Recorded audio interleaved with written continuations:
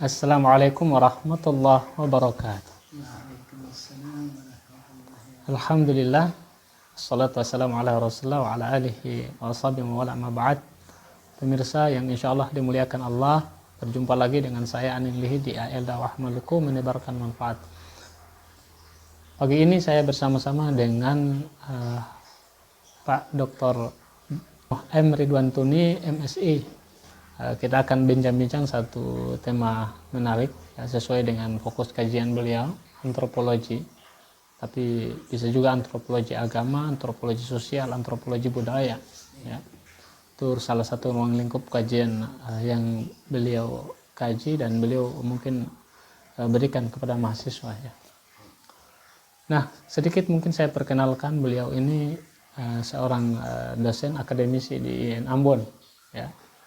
Dan mungkin saya akan minta sedikit beliau menjelaskanlah istilahnya riwayat pendidikan beliau sedikit ya, insyaallah. Nah, Ustaz, mohon maaf ini Anda tidak tanya kabar lagi, tapi insyaallah kabar baik-baik saja. Baik. Alhamdulillah.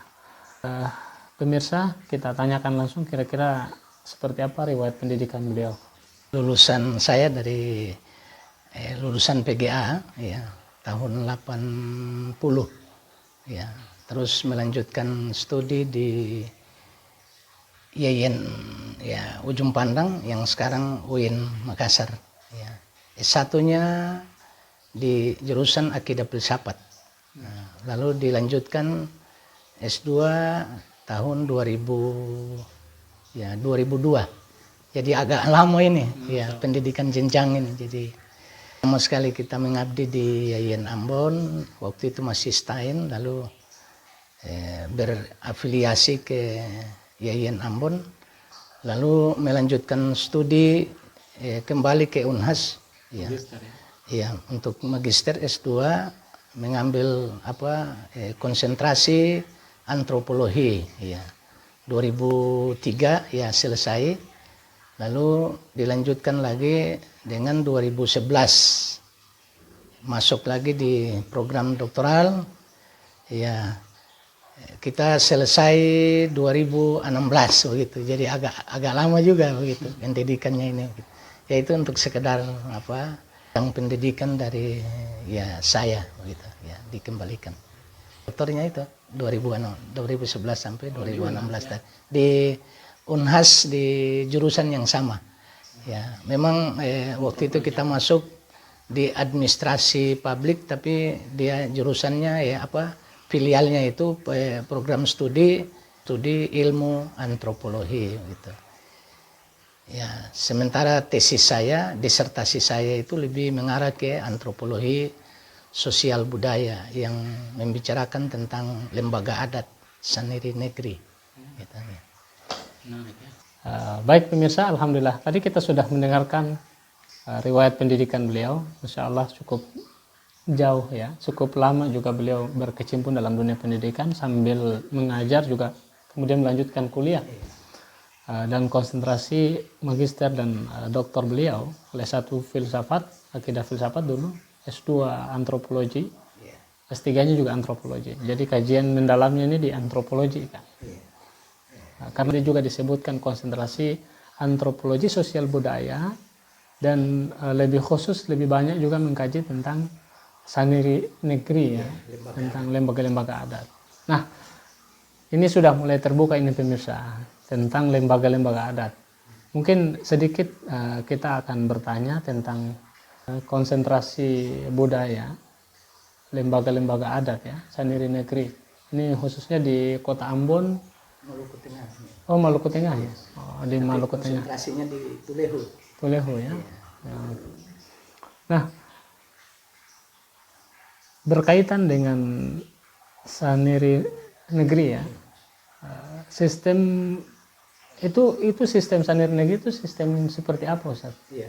Sendiri negeri itu satu lembaga adat ya di mana di dalamnya ada terhimpun beberapa orang ya, yang istilah dari masing-masing orang itu sendiri itu mempunyai peran ya masing-masing di dalam lembaga itu sendiri itu.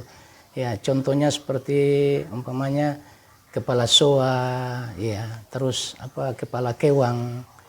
Nah, yang sekarang ini di Kementerian Kehutanan itu disebut dengan polisi hutan itu. Ya. Kalau dalam konteks lembaga adat itu kepala kewang begitu. Ada kepala dati, ya, kepala dati itu yang dalam ini fungsinya itu adalah menghimpun tentang dati-dati di dalam mata rumah, ya, atau marga-marga itu sendiri begitu. Jadi kalau ada persoalan yang mengena persoalan tanah dati, ya, kepala soa itu yang menjadi tokoh yang memediasi dari kalau terjadi ada konflik di dalam baik internal marga itu sendiri maupun eksternal antar marga atau mata rumah. Nah, itu peran dari kepala dati itu di dalam memediasi supaya jangan terlanjut konflik itu meluas seperti itu. Nah, di dalam konteks agama, tokoh-tokoh agama juga itu masuk di dalam konsep sendiri itu sendiri seperti imam, ya, terus istilahnya mudim, ya, hatib. Nah, itu orang-orang yang terhimpun di dalam tanah dati, kelompok sendiri negeri atau lembaga adat itu. Dan yang tidak kalah pentingnya juga itu semacam menteri penerangan begitu. Jadi dia tabaus kalau dalam bahasa orang negeri itu atau orang kampung itu tabaus. Dia kalau ada umpamanya titah raja, lalu dia memberikan penerangan begitu kepada Marinyo. Jadi Marinyo itu punya tugas ya memberikan tabaus itu bahwa ada pekerjaan umpamanya pekerjaan negeri yang harus dipenuhi oleh semua masyarakat, sehingga ada masyarakat yang mau keluar kota atau mau ke hutan, nah itu dengan sendirinya dengan adanya Marinyo dengan tabausnya itu ya mereka tidak bepergian seperti itu. Jadi lembaga-lembaga adat ini terhimpun ada orang-orang yang di dalam kuasa marga masing-masing begitu. Ya, jadi ada dikembalikan kepada marga-marga secara waris. Ya, itu terhimpun di dalam itu. Jadi tidak sembarang marga yang masuk di dalam kelompok Saniri Negeri gitu. Pemirsa, tadi kita sudah mendengarkan bagaimana yang dimaksud dengan Saniri Negeri ya. Lembaga-lembaga adat yang ada dalam pemerintahan, khususnya di negeri raja-raja di Maluku ya, insyaallah. Nah, ada satu pertanyaan lagi barangkali Ustaz, ini terkait karena disebutkan tadi ada marga-marga dan tidak semua marga itu masuk dalam ranah misalnya keagamaan, kemudian tabaus, itu sudah ditentukan ya marga-marganya. Berarti ini termasuk sistem kasta atau gimana? Persoalan adat itu memang setiap marga itu sudah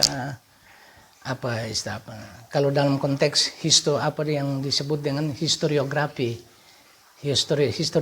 marga itu menjelaskan bahwa dari sisi sejarah marga-marga itu sudah ditetapkan begitu dalam konteks sejarah bahwa marga ini pegang umpamanya kepala soa, nah, begitu. Tidak sembarang marga yang menduduki itu. Nah, kepala dati juga biasa diambil dari internal dati begitu. Jadi umpamanya salah satu marga contoh umpamanya marga Tuni.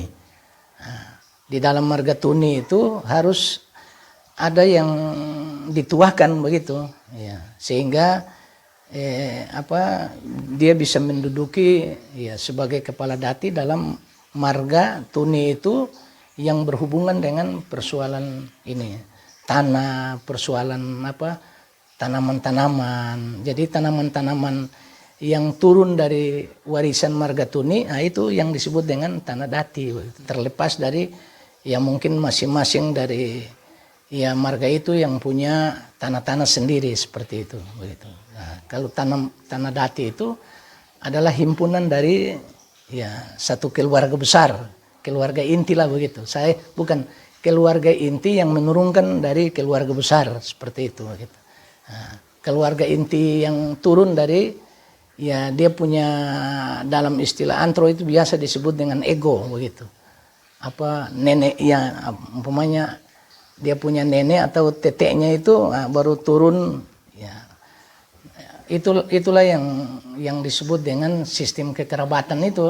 Nah, jadi sistem kekerabatan yang lahir dari satu marga besar itu, itulah yang nanti memilih siapa yang jadi kepala dati begitu. Jadi kepala dati itu bukan masing-masing apa saudara-saudara itu, tapi himpunan dari umpamanya saudaranya yang 9 orang itu, neneknya atau teteknya itu yang mana, itu yang jalur raja. Iya, jalur ini patrinial.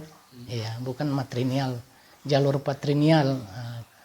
Apa jalur besar dari keluarga patrinial itu yang nanti secara musyawarah memilih siapa yang jadi kepala dati. Begitupun juga kepala SOA. Jadi Agama juga. iya, jadi sistem sendiri ini seperti negara kecil begitu. Negara kecil. Jadi ada sistem musyawarah juga. Ya, sampai ke umpamanya pemilihan raja itu juga ada internal musyawarah di keluarga raja itu sendiri. Nah, jadi bisa saja tidak harusnya kakak yang tua, ya, tapi mungkin adanya punya istilahnya, punya wawasan adatnya bagus, ada wibawa begitu di dalam keluarganya, itu yang diangkat. Jadi tidak semua dalam konteks sendiri itu ya, pemilihan dalam konsep sendiri itu tidak selamanya juga diambil dari yang tua begitu. Bisa saja yang kedua atau mungkin ada yang ketiga begitu. Dilihat dari pengetahuan mereka tentang persoalan-persoalan adat yang mungkin berhubungan dengan marga mereka, atau mungkin adat secara keseluruhan seperti itu gitu. Nah, jadi dia fleksibel. Tidak harus otomatis yang tua, tidak begitu. Dalam hal pengangkatan ketua saniri, raja, atau ketua saniri, atau kepala dati, atau tadi kepala SOA begitu. Tidak harusnya dari yang tua, tapi bisa saja dari anak yang kedua, ketiga, dilihat dari bagaimana pengetahuan mereka terhadap persoalan adat itu sendiri begitu. Ya, walaupun memang ada dibilang raja itu bukan berasal dari harus orang yang punya pengetahuan. Nah, kan kebanyakan dibilang persoalan-persoalan saniri, tokoh-tokoh itu, itu secara warisan ya diangkat sembarang orang saja seperti itu. Nah, tapi dalam konteks kekinian ya, kalau menurut pendapat saya, di samping itu harus juga ada punya pengetahuan. Jadi raja itu harus punya pengetahuan, di sisi lain juga harus punya pengetahuan secara adat. Ya, pengetahuan lokal dan pengetahuan ya umum yang harus dimiliki oleh seorang, khususnya umpamanya raja seperti itu. Nah, yang kita lihat sekarang kan raja ya diambil secara warisan saja, ya walaupun tidak punya pengetahuan, ya itu perlu kalau menurut saya itu perlu direvisi ulang lagi begitu, bahwa seorang raja itu harus punya pengetahuan pengetahuan umumnya, di samping juga pengetahuan lokal seperti itu. Menarik ya pemirsa, tidak semua dalam saniri negeri yang satu marga menjadi marga yang diangkat sebagai kepala itu tidak mesti yang paling tua ya. Yang dilihat adalah kompetensinya barangkali, dari sisi pengetahuan adatnya mesti ada, kemudian wibawanya. Bila perlu tambahan satu tadi itu pemirsa, harus ada pengetahuan umum. Nah, ini penting ya. Jadi ini mungkin masukan ya. Tidak boleh memilih raja lalu tidak melihat kapasitas yang punya kemampuan yang bisa memberikan contoh lah untuk masyarakat, bisa mengatur dan lain sebagainya. Karena ini penting untuk penguatan bahasa juga iya, penting. bahasa juga penting, bahasa daerah baik-baik, bahasa Indonesia, bahasa Inggris dan lain sebagainya. Wah, luar biasa. Nah, ini masukan ya. Nah, mungkin satu lagi ini pertanyaan yang terakhir pemirsa. Ini berkaitan dengan agama, Ustaz. Oh iya. Nah, kira-kira karena ini AL dakwah Maluku, dakwah Maluku ini berarti berkaitan dengan agama juga sedikit ya, walaupun berkaitan tentang negeri adat, sendiri negeri, tapi kan ada tatanan agama di situ. Khususnya umat Islam ada lebe, ada apa tadi itu? Ada modim, ada khatib dan sebagainya. Nah, melihat fungsi lebe, fungsi pengurus agama lah istilahnya dalam adat itu, kira-kira fungsi-fungsi mereka ini untuk apa, Ustaz? Selain pelaksanaan ibadah bagi di dalam masjid misalnya, kira-kira fungsi mereka terhadap umat atau masyarakat yang ada di negeri adat itu seperti apa? Iya. Jadi kalau kita bicara tentang salah satu bagian dari sendiri negeri itu sendiri atau fungsi agama, itu sangat menarik begitu. Jadi kalau kita istilahkan ketika dia menjalankan apa fungsinya di masjid, itu bisa kita katakan fungsi akhirat, kan begitu ya, fungsi agama. Lalu fungsi itu sendiri tidak terlepas, ada punya hubungan atau keterkaitan yang sangat kuat begitu.